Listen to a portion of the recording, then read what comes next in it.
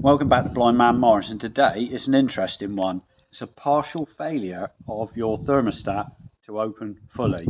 So normally when your thermostat opens, it opens on this ring here, and it opens both sides evenly and allows the coolant to flow through from your engine block back to the radiator.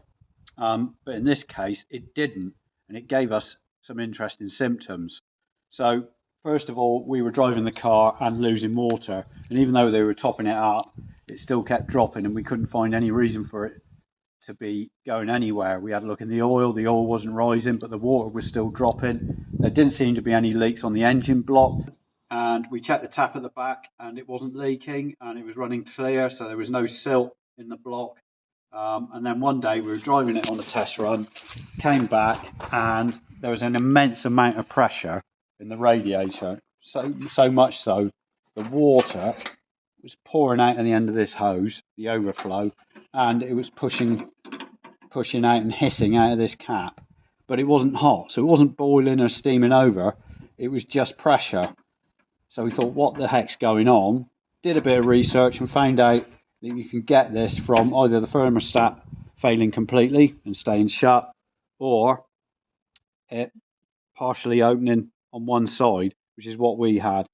We removed the thermostat, cleaned it all back up, put it all back together, and it hasn't done it since. And we're going to go for another test drive now, on a longer distance, to see what happens. So we've just been for a test run, and it's the longest test run we've taken this car. I think we've done just over a mile in it this time, didn't we? But last time it would have caused all sorts of problems, and this time no noises coming from here, no bubbling and back pressure, no issues at all. The water stayed at the right level. It's absolutely perfect. There's no leaks from anywhere, and so the conclusion to that was the partial failure of the thermostat to open was causing all our coolant loss issues, and now we've resolved that. It's on to the next job.